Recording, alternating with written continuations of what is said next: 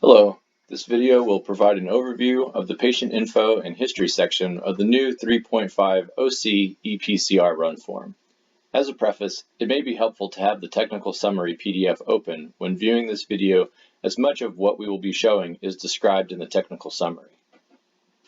Now to get started, we're going to look at the patient info and history section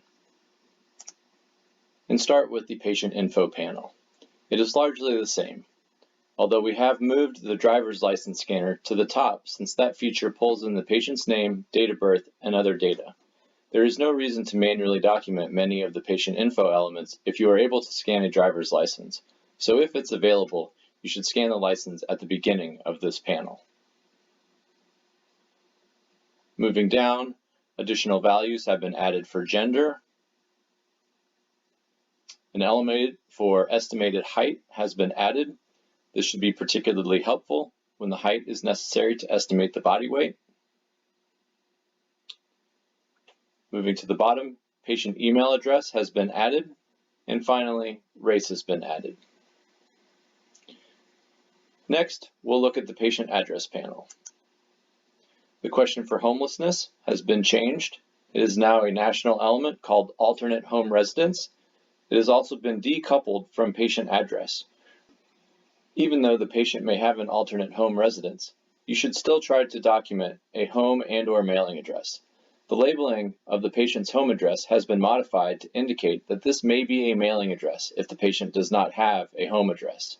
If the patient has a home address that is different from their mailing address, the home address should be documented here, and the different mailing address should be documented in the billing section alternative address panel. Moving on to the history panel. We have two new elements that are applicable to non-911 patient transports.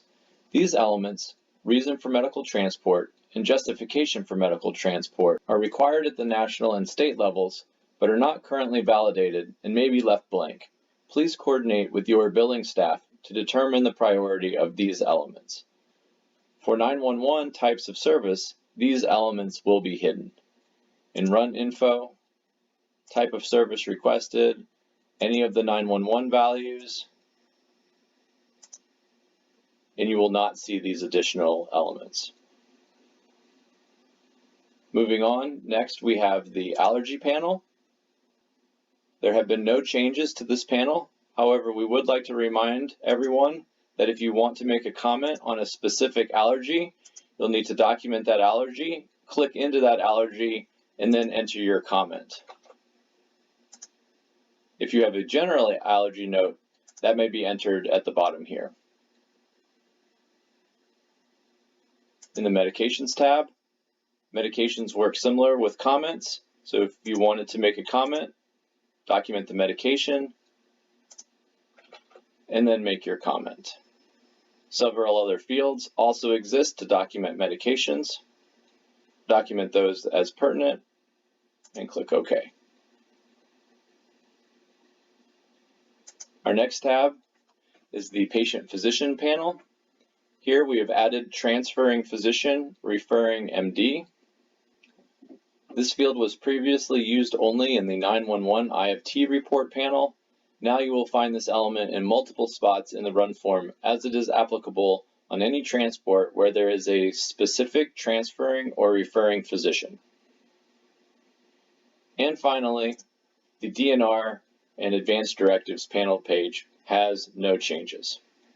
Thank you. This concludes the overview of the patient info and history section and its 7 component panels.